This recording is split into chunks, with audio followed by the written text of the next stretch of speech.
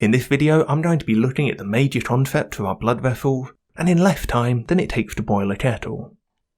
The vessels can be split into two main groups: arteries that take blood away from the heart, and veins that take blood back in. The arteries spread out like the branches of a tree, starting with large vessels that become smaller and smaller as they head out into the body. The blood leaving the heart is being pumped out at high pressure, which means the arterial walls are reinforced with muscles and elastic fibres. So when you palpate one, they'll feel springy, a bit like a hose pipe. Arteries normally lie deep in the body so they can be kept safe from harm. That said, sometimes they can become more superficial, and in some points can even be compressed against underlying structures.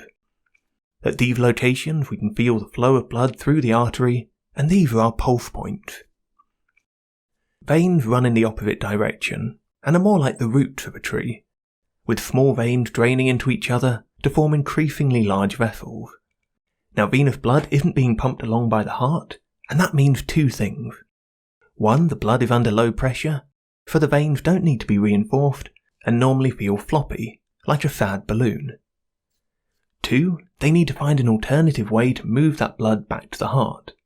So, pressure differences in the trunk, muscle contraction in the limbs, and gravity in the head all help to return venous blood back to the heart.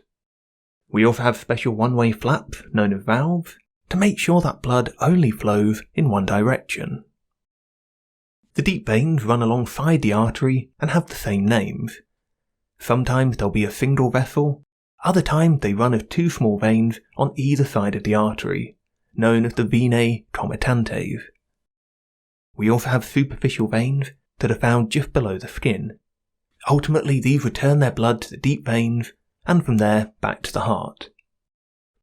So those are the major concepts of our blood vessels, and if you decided to test my statement at the beginning of this video, your kettle should now be boiled and ready for a cup of tea. Enjoy.